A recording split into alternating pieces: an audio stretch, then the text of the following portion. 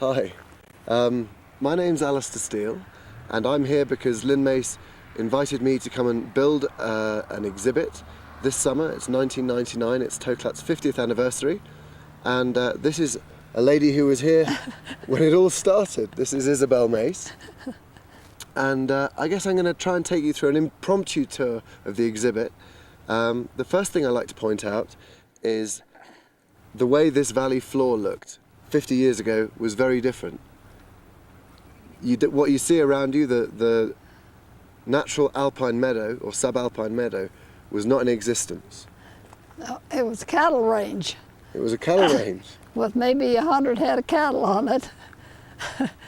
And of course they had tramped it all down to dust. Mm-hmm. And so there was none of this greenery around at all. It was just dust and cows. Okay. So you could say that the situation up here in terms of the meadow and the aspens coming down is a fairly good testament to how you and Stuart and your family have done in meeting the challenge Ted Ryan set you in in being the stewards of the valley. Well, yeah. That's fair enough, isn't it? Okay. Isabel, can you tell me a bit about these stones just here? Well, these stones were part of the concrete floor of the entrance to Toklat. The concrete wasn't patio, the entrance to Toklat. And when Stuart laid it, he brought the dogs down one at a time and put their name in and their footprint. And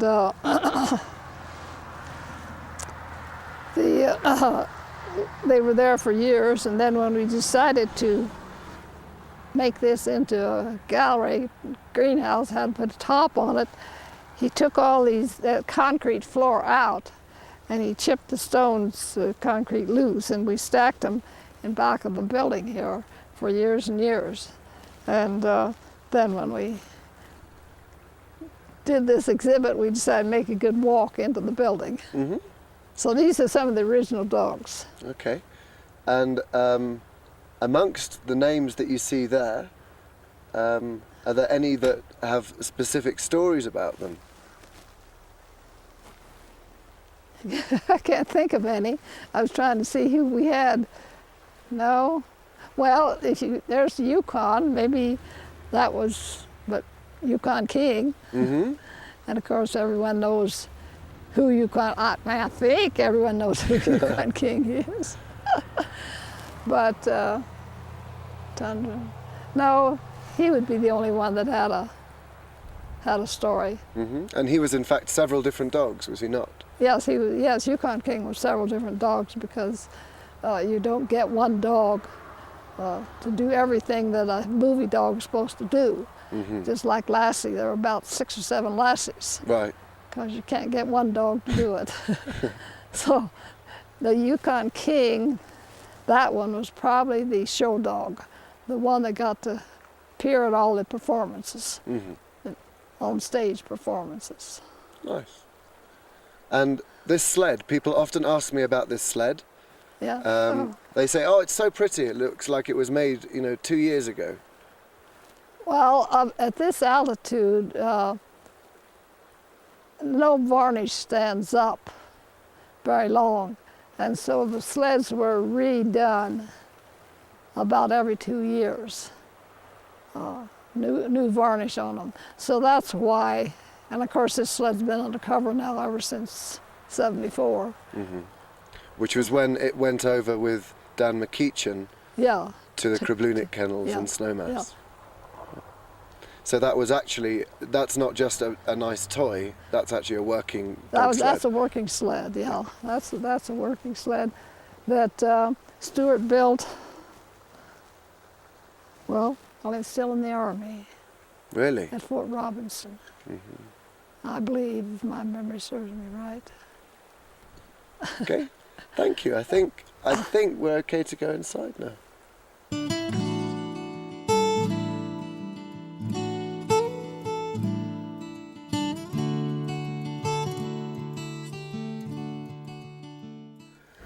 As I understand it, Stuart always used to break your time in Ashcroft into rough 10-year segments, certainly the first 3 decades. And the first decade that we have represented here is the Toklat Wilderness Lodge years. Yeah, well, I guess that's right. Yeah, and we've got a few bits and pieces from that. Yeah. Can you tell me about these snowshoes? Well, this is the early snowshoe that you don't see anymore, but when we came up here, it's all we had. Since then, the plastic ones have come into being, but they're not as good as these as far as lasting. But this is the snowshoe that was used in the North Country. And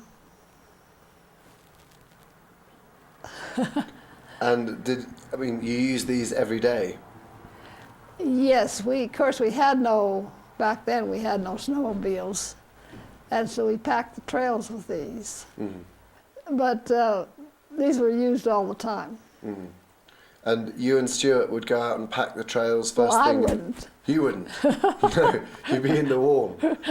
I had things to do here. Yeah, I guess. But he and the sledding boys would pack trails and the trails around here, you see. Mm-hmm. The walk up here and the driveway, and we just never had, snowmobiles didn't come along for much later. No.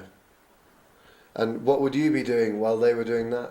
What was I doing? Mm-hmm. Well, we had a lodge serving 16 guests, and we served 3 meals, and we had 5 kids, and well, not that early. The 5 kids came a little later. Mm-hmm. We had 3 kids, let's say, when we started. Mm-hmm. And so it kept me busy. You had 1 or 2 things to do. Yeah. Yeah. Right here we have some pictures of the original dogs, which correspond with the paving slabs outside. Amongst them is Yukon King, or one of the Yukon Kings, which is this guy right here, who's rather a grand-looking chap. Above that, we have a picture from a magazine, from an early magazine, and it's a shot of Isabel and Stuart putting the final touches to the shingles on the roof. Can you tell me anything about that? I don't remember anything about it. All I have is the picture that I remember, but I don't remember a thing about it. What about, someone told me that you were 8 months pregnant when that shot was taken? Well, I think, if I remember correctly, that's what it was. Mm-hmm. But that was for the magazine, or did you spend a lot of time on the roof at that time? No, I didn't do a lot of that. No, that was mainly for the magazine. Mm-hmm. Along the top here, above the design, the army design Aspen. For the sled, yeah, we have some early pictures of Aspen, without paving and without a lot of things that you can see there today. Well, okay, that hasn't got a lot to do with Toklat. But no, it's true. I set those there chiefly to kind of set the picture. Yeah. And then we have. Would this have been one of the designs for the blueprint for the sled? Yeah. So that would have been something that Stuart would have worked from to build his sleds. Yeah. Yeah.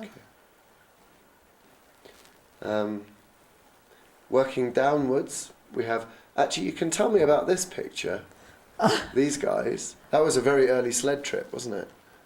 Well, that was the old kitchen to the assay office at the old Montezuma Mill that we used the first year for some place to stay. And the people in the picture, this is Stuart in the foreground, and that in the background is Alfred Knopf and his wife, who were the first ones to take an all-day dog sled. Oh, that was an overnight dog sled trip. And they would stay in the assay office. And they were staying there, and it would freeze solid at night. And but they took it. Am I dreaming, or? Pardon? Am I dreaming, or did you once tell me that the eggs up there Oh, froze well, solid. yeah, it was so cold at night. After they got through with the stove, of course they tried to keep it going most of the time, but they put eggs in there to try to keep them from freezing. Of course, it didn't work. They froze solid. Mm-hmm. So anyway. And then next door to that we have a picture of a young dashing Stuart, and there's you, there's Greg, and then there's someone else we know as well. Greg and Lynn. Yeah, Yeah. early picture. A picture of one of the dogs. Did Bruce take that photograph? He could have. I don't know. He took a lot. He was as good a photographer as his father, but he had too many other interests too, like Stuart did. And then above that we have a list of the prices for the original sledding trips, and I can just see one here which says End of Valley Trek for 2 sled passengers, $12.50 each. That's about right. Yeah, that's slightly different to these days. Well, yes, yes. Yeah, that's about 5% of what it costs these days. Yeah, well, what does Dad charge for his trip? $175? I think it's a wee bit more than that now. Is it? Yeah. Actually, before we move on as well, I just noticed this name here, Yeah. and that has a connection with this chair, does Well, it they not? made the chair. Faber. Faber was a big snowshoe factory in Canada. They made this type of shoe. And the chairs were something that they started making, and then we started selling them because they were so popular. Mm-hmm. But I guess one of the sons of Mr. Faber spent the winter here with us. And he went back and he made a lot of chairs. But as things progressed, plastic came along and usurped the good old standard rawhide snowshoe. And so the factory went kaput. Mm. And that was the end of that. That was the end of that kind of snowshoe. Mm-hmm. Up here we also have some original harnesses which Dan lent me. But if I can find one. Anyone who's ever been on a dog sled ride would recognise that sound. Yeah.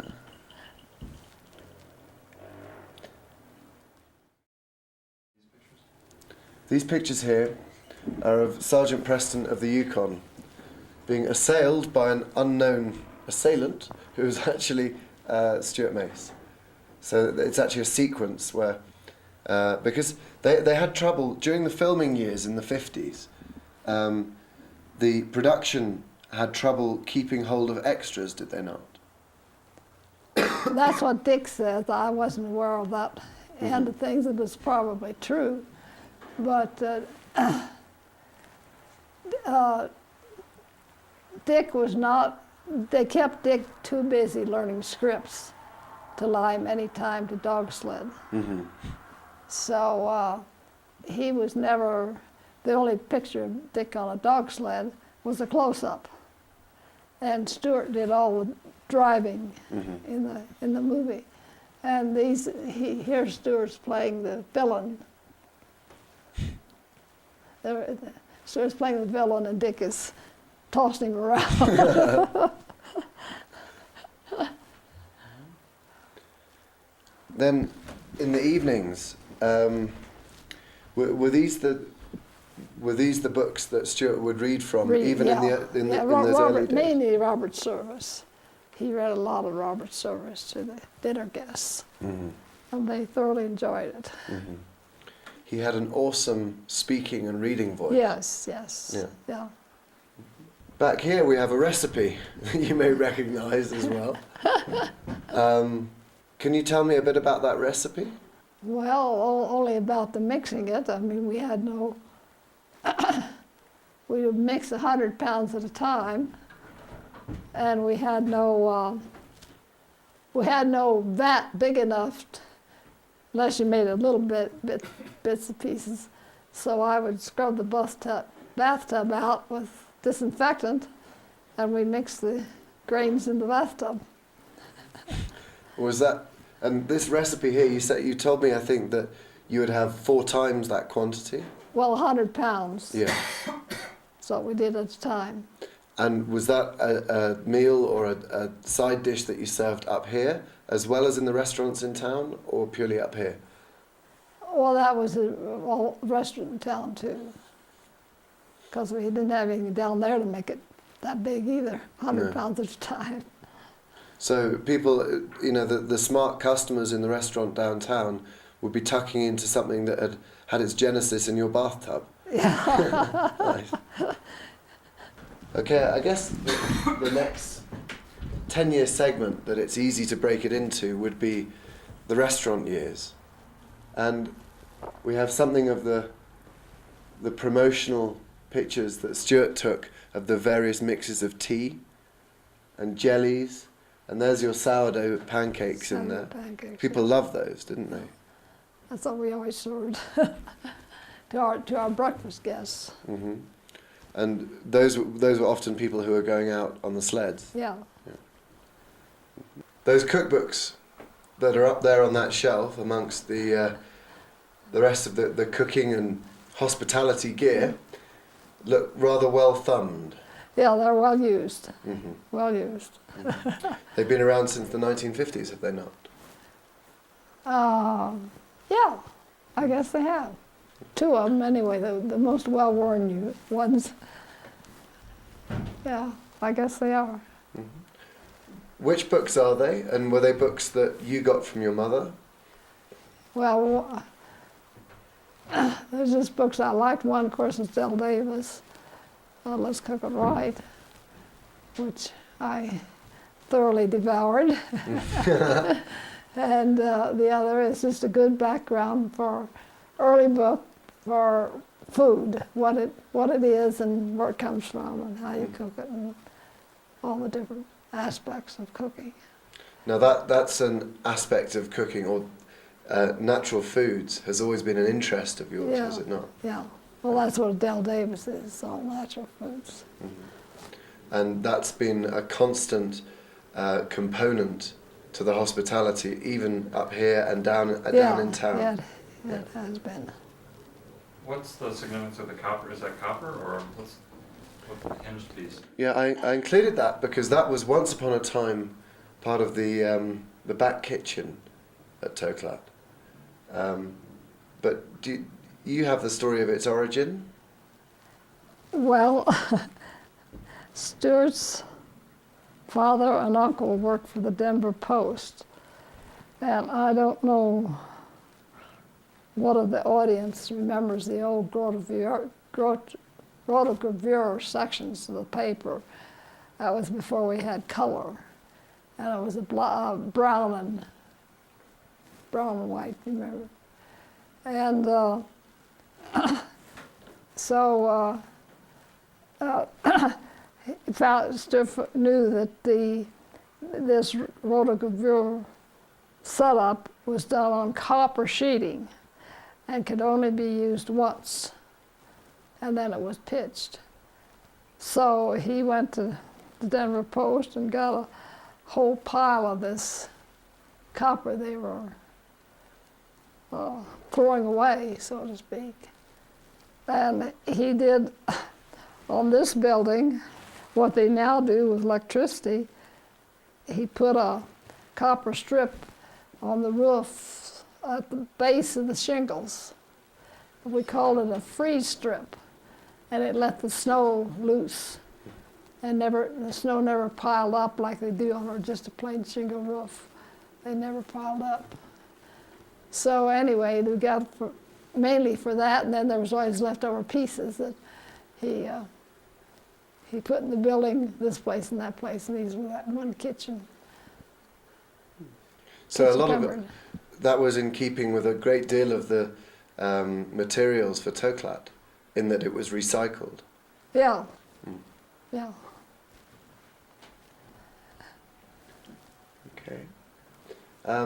I was also these are Isabel's old recipe cards, which Amos Mace has threatened me with all kinds of things for leaving them out here. He's terrified that someone's going to run off with them. And we have a picture of the old chalet. The original chalet. The original chalet. Yeah. That Stuart would take guests Yeah. up to.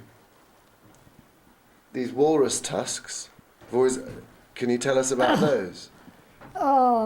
That was a walrus head that was sent to us by somebody from the north, and had the original ivory tusks in it. And Stuart knew that if he put the whole thing up there on the eave, somebody would take the tusks because they were very valuable. And so he made 2 tusks, looked very real. We took the ivory out, put the wood in, and by golly, somebody took them. Yeah, wouldn't you know it? But we still have the ivory. These tables have always created a bit of a stir. Stuart was sent north to buy dogs for the government, and he couldn't find the dogs he wanted around the cities. They were all mongrels and inbred. So he would take a bush pilot and they'd go back into the back country to visit the old trappers. And the trappers, of course, had lean-tos and all sorts of odds and ends of housing. But the floor was very uneven, and so they would hang tables. I would gather it would be from ropes to begin with. People say chains, but they didn't have chains that early. Yeah. But they hung the tables, and it turned out a real good idea because it kept the varmints off the food. Varmints had no way of getting up there. And it also, you just leave it out, served as an ice box usually in these old huts. So when we built up here, of course we had so little money and all the time trying to recycle things. And Stuart got this idea of hanging tables to eat on, and so that's been a kind of a trademark for years and years. When we had the restaurant on Main Street, Hickory House, we didn't, it was not constructed to support tables like this.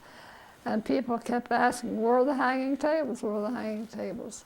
So when we built the place uptown, the Chart House, it was constructed so we could hang the tables.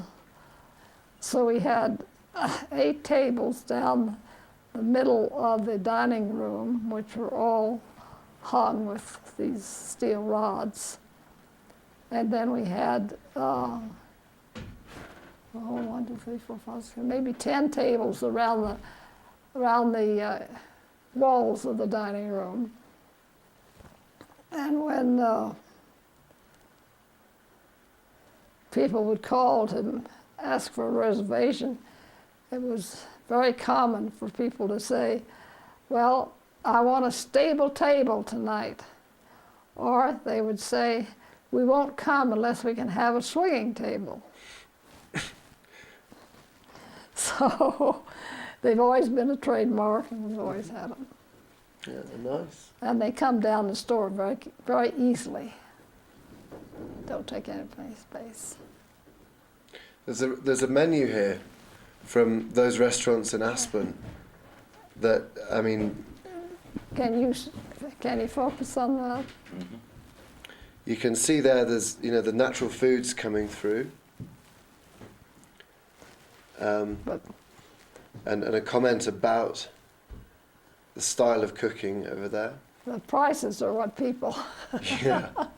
The prices are definitely different. What was that? Alaskan king crab for $4.50. You get Butcher's Lobster Bar to do that. Yeah. And then there's you with your famous dishwashers. And going down to the right, we've got the Toklat tea time. Stuart was an avid tea drinker, was he not? Yes. And he used to blend his own teas. Yeah, that's what that picture is. There's tea blends over there. Mm-hmm. Oh, while we're at it as well, can you tell us a bit about the sourdough? Well, the original sourdough was given to us by a GI who had been sent north to with the army. And when he got out, he worked on this sourdough, but this is the sourdough of the wild yeast. Now, most yeasts these days are commercial yeasts and have been processed to the point that they do not continue themselves. And this wild yeast will continue itself as long as you feed it, and when you don't feed it, it goes dormant. It doesn't die, it just goes dormant. So when you want to use it, you get it out and warm it up, get a little TLC and feed it, and it'll grow for you. But it's the wild yeast and not the commercial yeast, because commercial yeast won't do that. No. It's pretty tasty too. We also have some pictures of jams and jellies and herbs, and you guys did pretty much anything in those early days to make things work. Oh, you bet. You had to do everything. Mm-hmm. Yeah. So you can get a little income going. Mm-hmm. Well, it certainly worked out. There's a picture just here of Toklat at what is now the Chart House. Can you get that? So that the famous beacons or whatever they are outside the Chart House were actually, they were put in by Stuart. Pardon? The fires outside the Chart House? Yes, yeah. Are they in the picture? I think you can maybe just see them. Well, yeah, you kind of see them, but they're not lit. And then down here, with another reference to the domestic side of Toklat, we have the little letterboxes. Mailboxes. Mailboxes. And they would sit above your desk. There was a whole line of those above your desk. Yeah, there were a wasn't whole there? line. There were about a dozen of them. So I guess the next section or the next thread of the story would be the conservation work, and also Stuart's ability to render the natural world Yeah. into formats that people were moved by or could understand. Yeah. And amongst those would be his photographs. The one at the top, I'm told, is of Greg Mace Peak. That's the old beaver dams that were up there. They were knocked down, I think, by the mining company, but I'm not sure. Stuart was very fond of the beaver ponds, was he not? Yeah. Yeah. Well, trying to preserve the beaver because they were being trapped out so fast. Mm-hmm. It's also a fairly accurate symbol of the reclamation of the valley by nature, the fact that there were beavers returning to the valley. Yeah. And looking through the trees, you'll see some more of Stuart's pictures. I hung the trees here because they actually followed the when Stuart irrigated the meadow. These trees followed the stream down the hillside, did they not? I'll say that again. When Stuart put in the irrigation for the meadow to accelerate its return to what it should be, Yeah. I'm told he would say that that stand of aspen trees, which now lives behind Toklat, followed the water down. Yes, but that was mainly the ditch line here, this old ditch line here, which was the water source for Ashcroft. And he would turn the water down, and we'd get trees coming up this side of the ditch that got all the water. And I think they're a nice symbol of when the valley is being returned to nature as well, because they're the first tree in, aren't they? Yeah. Yeah. I don't know, I think it's nice to look at those pictures of Stuart's through the trees too. Yeah. I don't know whether you can focus on that or not, but that's one of Stuart's pieces of handiwork. He did a lot of inlay work with woods. That was another one of his passions. Yeah, another one. These are actually drawings originally done by Stuart. How old was he? Junior high. What I love about them is that they keep popping up again. This one here, or in fact all of these four, let me get that out of the way, became the backs to the menus in the restaurant in Aspen. Stuart was extremely, actually you were both fairly active in the rebuilding of the ghost town. Yeah. Why was that? It was falling down. Yeah.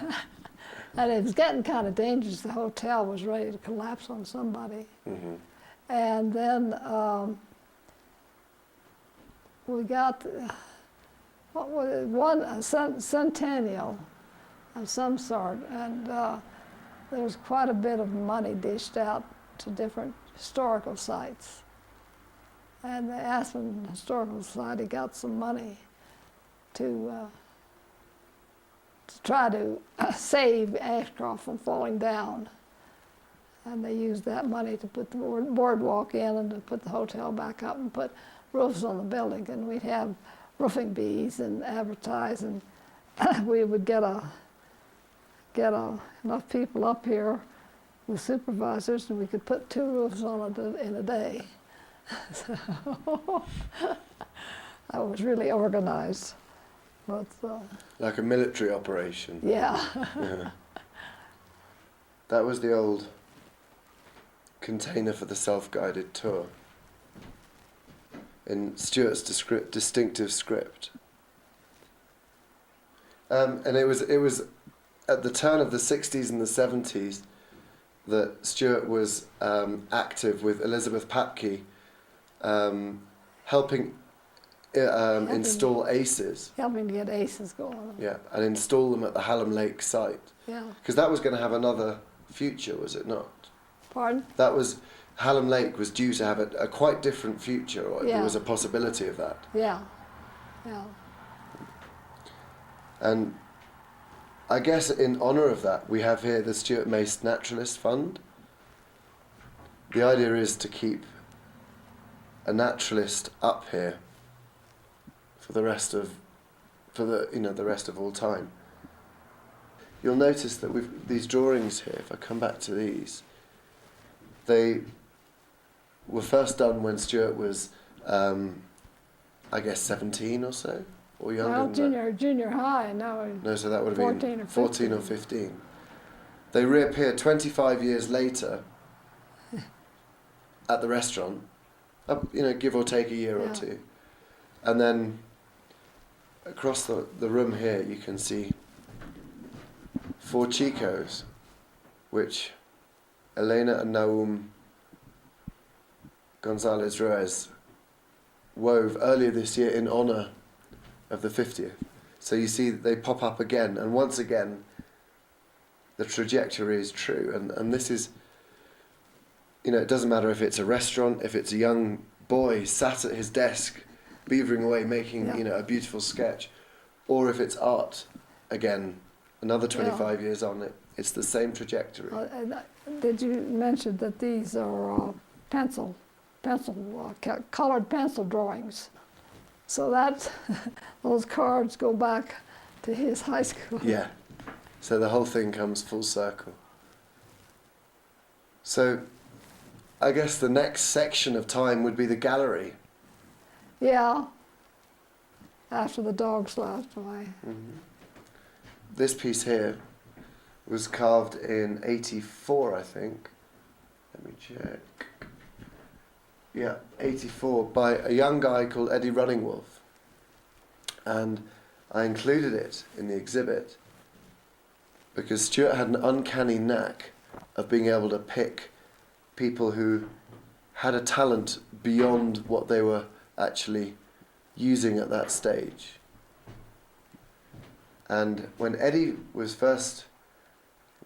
Stuart first met, or in fact when Stuart first came across Eddie, he was drinking beer and chasing girls, and he was carving totems about so big.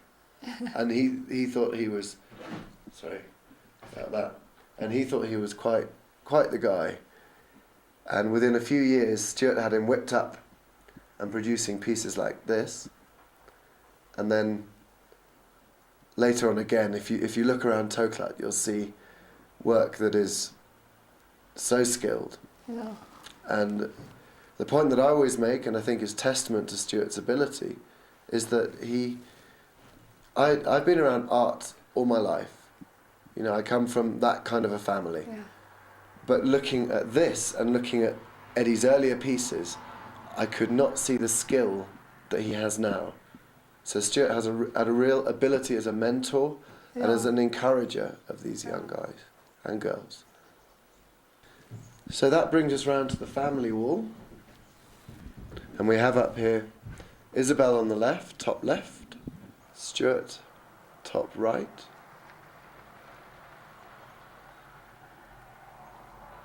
Greg, bottom left. Greg Mace died in 1986 in a climbing accident and has been honoured by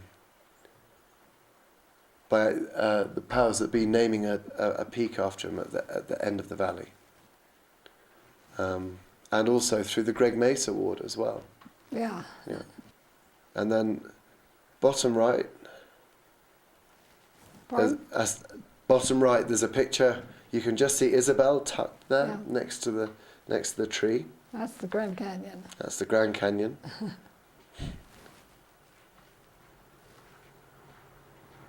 And I think that's quite like you, isn't it? Because you're not stood out right in the middle of it. Yeah.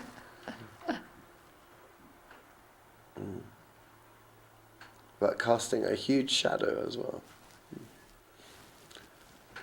Which I guess brings us full circle to a sled up there, which Stuart helped Candace build that sled, did he not? Yeah. Candace Resnick, who's been a friend of the family and an artist represented by Toklat for a number of years now, first came here looking for gut, wasn't it? Pardon? She was looking for gut, wasn't she? Because she didn't know how to finish her sled. No, she didn't. Well, they didn't know how to really put a sled together. Mm-hmm. She and her husband, but so eventually she found her way up here. yeah. This is nice. Oh. That's at Ball. What's the name of the hotel? Baldpate. Baldpate. Baldpate Inn. Baldpate Inn at Estes Park. Yeah. And that was taken at a wedding anniversary. That's our 50th celebration. And there you have the entire tribe. Ballpoint was built in the early 1900s by Stuart's his father and three uncles. So it was kind of, at that time, was kind of a family structure. Mm-hmm. Does it have the Mace style in the strength of the woodwork? No. It's all old time weathered wood. Okay. Is it as solid as Toklat? Pardon? Is it as solid as Toklat is? Yeah, no. Has really nothing to do with Toklat, except it's just a kind of a family history piece. Mm-hmm. Okay. Well, I think that's us. Unless, is there something else that you wanted to say? No, I didn't know whether did you get a picture of Oh Elena? no, of course. Well, they're virtually family members anyway, aren't they? Yeah. That's Naum and Elena, of whom I spoke earlier, the weavers of these magnificent chicos. And companions to the Mace family through the summers of the last 10 years. Yeah. Pardon? I was going to ask if you'd mind talking about one of the stones from outside Yeah. is not here, it's buried up with Stuart. Is what? Is buried up with Stuart? Oh, yeah, the one, valley. the Toklat. The stone that has Toklat on it is his headstone up there. Mm. Yeah. Where does the name come from? Was that one of the dogs? Toklat? Toklat was one of the dogs. And actually, Toklat is a Eskimo dialect word for head of a glacial valley. And there's a Toklat Valley, Toklat River in Alaska. And there was the story I get was a blonde grizzly bear that lived in this valley. And these dogs, kind of like Riley, that color phase, were like that grizzly bear, and so it was called, they were called a Toklat color face. And so Stuart took the name Toklat for the building. It's a good description of this valley as well, isn't it? Yes, yes, this is a glacial form valley up here.